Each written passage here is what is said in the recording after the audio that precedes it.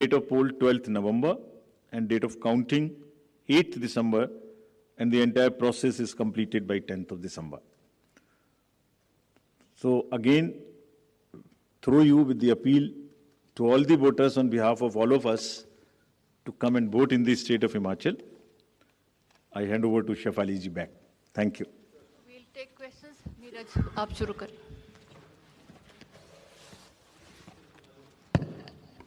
Mic दे दें. आप उनको सुन रहे थे. डेट्स का ऐलान कर दिया गया है. हम आपको बता दें कि जो पोलिंग डेट्स हैं उसका ऐलान कर दिया गया है और साथ ही कई बड़ी बातें कही गई हैं. हिमाचल में एक फेज में चुनाव होने जा रहा है और हिमाचल का जो चुनाव है उसको एक फेज में रखा गया है और 17 अक्टूबर को अधिसूचना जारी होगी पहले. और आप मुख्य चुनाव आयुक्त राजीव कुमार को सुन रहे थे. हिमाचल में एक चरण में मतदान होगा.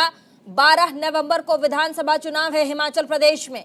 हिमाचल में 12 नवंबर वो तारीख जब विधानसभा चुनाव होगा. हिमाचल में एक चरण में मतदान किया जाएगा. 12 नवंबर को हिमाचल में मतदान और एक ही चरण में हिमाचल में मतदान होगा.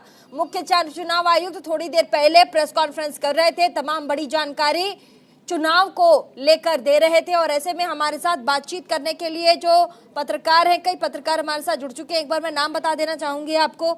हमारे साथ यूसुफ अंसारी वरिष्ठ पत्रकार, पीयूष पंत वरिष्ठ पत्रकार हमारे साथ जुड़ चुके हैं. आप सभी का सर बहुत बहुत स्वागत है न्यूज इंडिया 24/7 में.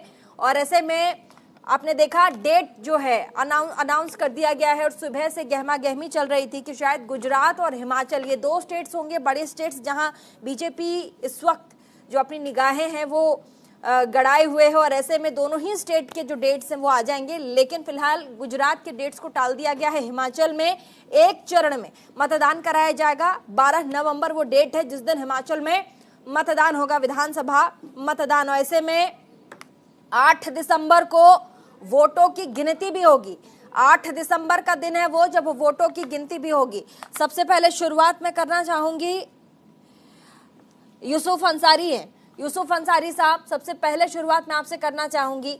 राजीव कुमार साहब ने काफी बड़ी बातें कही. उन्होंने कहा कि नामांकन पर्चा भरने तक जो मतदाता होंगे वो जुड़ सकेंगे, अपना नाम मतदान सूची में, मतदाता सूची में ऐड करवा सकते हैं. काफी सारी सहूलियतें दे रहे हैं वो. कह रहे हैं कोविड के जितने भी नियम होंगे उनको माने जाएंगे. नहीं, देखिए मैंने प्रेस कॉन्फ्रेंस का काफी हिस्सा सुना उनका और ये एक अच्छा कदम है कि जब तक नॉमिनेशन की तारीख होती है उस दिन तक मतदाता सूची में नाम शामिल किए जा सकते हैं. तो ये मुझे लगता है कि एक अच्छी पहल है, इसका स्वागत किया जाना चाहिए. लेकिन ये हैरानी की बात है कि 17 अक्टूबर को वोटिंग होगी, 12 अक्टूबर को वोटिंग होगी और 8 दिसंबर को इसका रिजल्ट आएगा. 12 नवंबर को, माफ कीजिएगा, 12 नवंबर को है. 12 नवंबर को वोटिंग होगी और 8 दिसंबर को काउंटिंग है. 8 दिसंबर को काउंटिंग है. हाँ. तो इतना लंबा टाइम काउंटिंग में क्यों लगाया जा रहा है? इसका मतलब ये है कि इस बीच गुजरात के चुनाव भी होने हैं. पिछली बार भी इलेक्शन कमीशन ने ऐसे ही किया था कि जब दो राज्यों के चुनाव एक साथ होते हैं तो अमूमन परंपरा ये है कि दोनों राज्यों के चुनाव की तारीखों का ऐलान एक साथ होता है. यहाँ पिछली बार भी ऐसे ही हुआ था कि एक राज्य के चुनाव का ऐलान पहले हुआ था और दूसरे राज्य का चुनाव बाद. पहले भी शायद हिमाचल के चुनाव का ऐलान पहले हुआ था और बाद में 2-3 दिन के बाद गुजरात के चुनाव का ऐलान किया गया था. तब भी ये सवाल उठा था कि आखिर इतनी लंबी तारीख वोटों की गिनती के बीच इतना लंबा गैप क्यों रखा गया है. इसीलिए आज ये सवाल उठ रहा है. और पिछली बार भी जब हिमाचल के चुनाव में और गुजरात के चुनाव की जो तारीखों में काफी लंबा फर्क था. तो मुझे लगता है कि इतनी जल्दबाजी में प्रेस कॉन्फ्रेंस की गई है. अगर दोनों चुनाव एक साथ होने ही है तो 1-2 दिन इसको टाले भी जा सकता था, 1-2 दिन के बाद भी कर सकते थे. क्योंकि ऐसी कोई, बहरहाल ये एक हैरानी वाला फैसला मुझे लगता है कि जब दो राज्यों के चुनाव एक साथ हो रहे हैं तो दोनों का ऐलान एक साथ नहीं करके अलग अलग उसका ऐलान करके और ठीक है. आप कह रहे हैं कि सरकार जल्दबाजी में दिखाई पड़ती है. यही सवाल मैं एक बार पूछ लूंगी. चुनाव आयोग का फैसला है. पीयूष पंत, हाँ, चुनाव आयोग का फैसला है. पीयूष पंत वरिष्ठ पत्रकार, आपने यूसुफ को सुना, कह रहे हैं जल्दबाजी में चुनाव आयोग दिखाई पड़ता है. दोनों ही बड़े राज्य हैं, एक हिमाचल, दूसरा गुजरात बहुत बड़ा राज्य है. ऐसे में दोनों ही राज्यों में जब विधानसभा चुनाव एक ही पैटर्न पर होना था और साथ ही एक ही मंत्र रहेगा क्योंकि नवंबर के आसपास ही गुजरात में भी चुनाव है. तो चुनाव आयोग सामने आकर के एक ही बार जो तारीख है उसकी घोषणा कर सकता था। ऐसे अलग अलग करना, ऐसे जल्दबाजी दिखाई पड़ती है चुनाव आयोग की।